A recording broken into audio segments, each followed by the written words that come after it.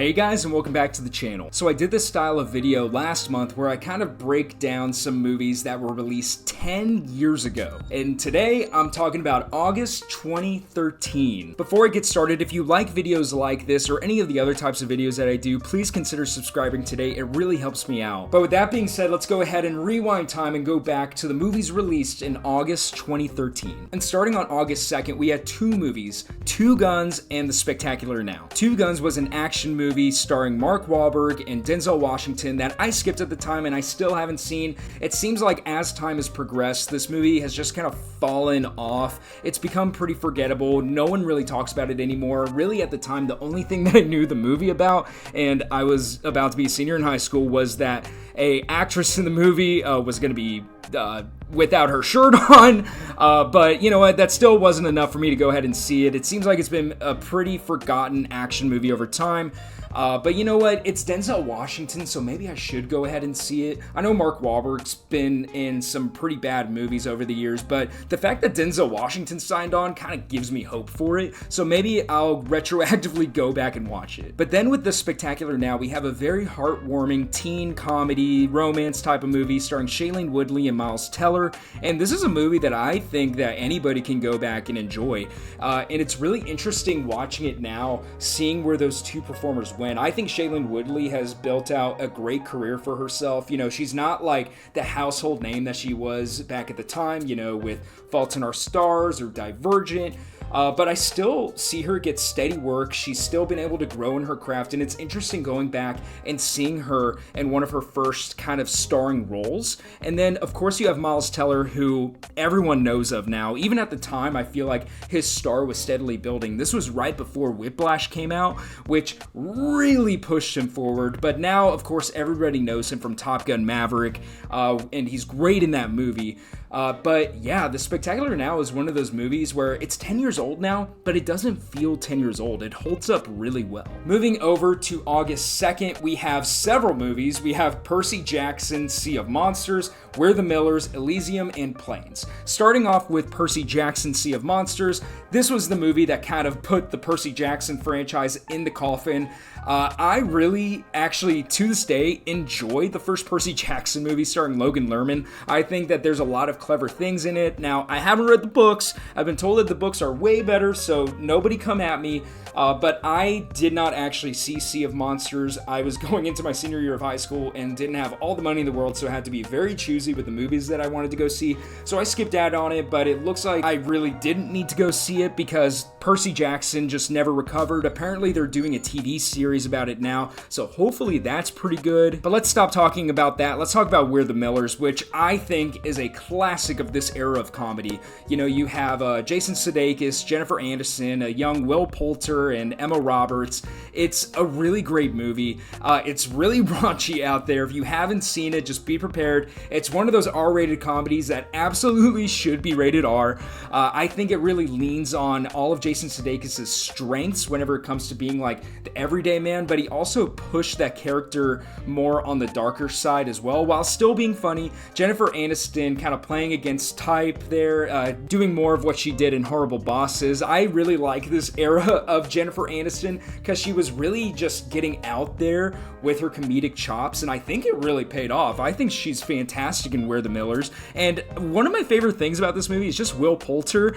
To this day, I know that he's like Adam Warlock in Guardians 3, but I still think of him as the kid from We're the Millers. He's super funny in the movie. I think that he's the best performance in the movie, and I love seeing him and Emma Roberts play off of one another because they play completely different characters. That's one of those movies where you realize you haven't seen it in a while and you're like, oh yeah, I need to go ahead and rewatch We're the Millers. It's a great movie. Then we have Elysium, a pretty underwhelming follow-up to District 9 from Neil Blomkamp.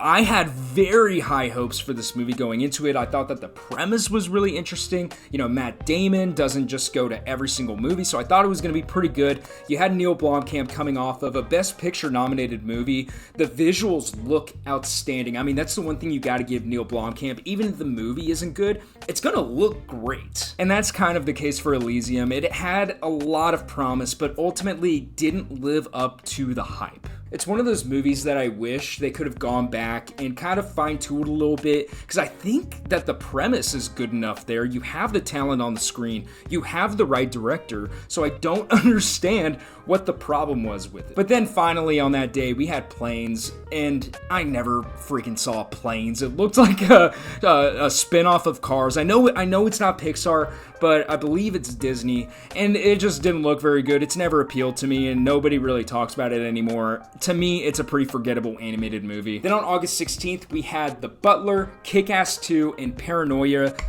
By far, my favorite movie on this date is The Butler. I've seen that movie a few times now. I think Forest Whitaker is really great. If you don't know what the movie's about, it basically tells a story of a butler that serves presidents and actually sees the nation grow throughout his time of working at the White House. I'm trying to remember the administrations that he served. I think it was like Eisenhower through Reagan in the movie.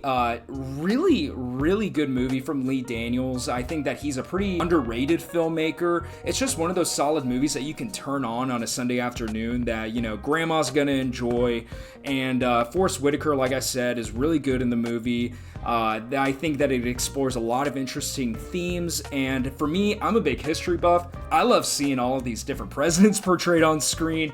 Particularly for some reason, I just think of John Cusack as Nixon in the movie. I wouldn't think of him as Nixon in the casting process, but he's the one that sticks out whenever I think of this. Then we had Kick-Ass 2, and I love the first Kick-Ass.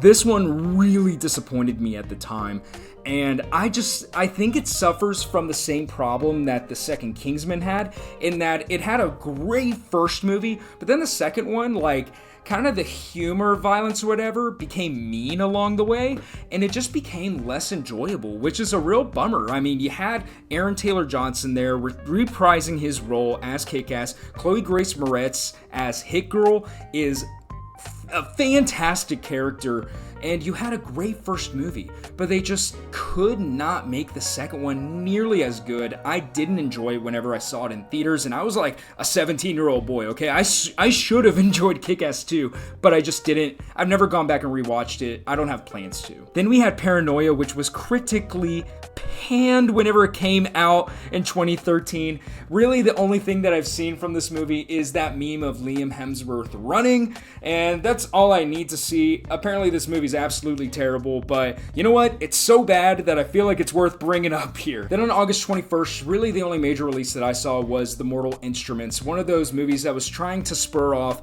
a, young adult franchise there, and just didn't quite work out. And honestly, I'm kind of a geek whenever it comes to release dates.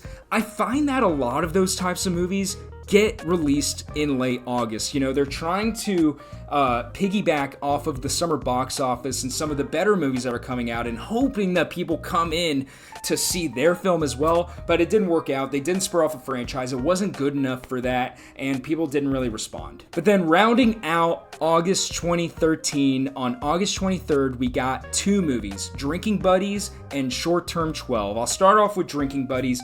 This is such a pleasant movie to watch. It has a great cast, headed up by Jake Johnson, Anna Kendrick, I can't remember the guy's name, but the guy from Office Space, and Olivia Wilde. And it's just a really nice, easy watch about four friends that work at a brewery, the drama that ensues, and it's just a good chill out movie. If you have nothing else to watch, this is a good movie. Just turn on, and it's easy. It's a story you can grasp. It's just a really solid movie to turn on. Then we have what is absolutely the most influential film of August 2013, Short Term 12, which was directed by Daniel Desson Cretton. It was his first movie that he directed. He would go on to direct Shang-Chi. He's an amazing director and writer. He actually wrote this movie. It was based off of his experience working, I believe, at a home for teenage youths. So a massively impressive feat with this being his first film, but it was also the first leading role for Brie Larson, who would of course go on to win an Oscar. She's Captain Marvel now. I know that a lot of people kind of give her grief, but let me just put my stance out here. She's a fantastic actress, and it's really interesting seeing her get her first leading role here and just everything that would happen to her career over the course of the next 10 years. And you had a lot of other great come-up actors in here. You had Rami Malek, who of course would go on to win an Oscar playing Freddie Mercury in Bohemian Rhapsody. Caitlin Dever, who has gotten a lot of really good roles over the last few years, most notably Booksmart. And then Lakeith Stanfield, who's also been nominated for an Oscar and actually has just starred in The Haunted Mansion, which I haven't seen, but it's just what came to mind just now. So this movie, whenever I think of it, it just is the beginning for so much talent on the screen and off. But that's August 10 years ago. Overall, kind of an underwhelming month to look back on. A lot of forgettable movies, but a lot of hidden gems here. You know, you had We're the Millers, The Butler, Short Term 12, The Spectacular Now. So, you know, it wasn't a dud of a month, but there was a lot of promise with it, and a lot of movies just didn't live up to their hype. But that's everything that I had to go over today. Thank you so much for watching the video up to this point, and if you haven't, please subscribe. I'll see you guys next time.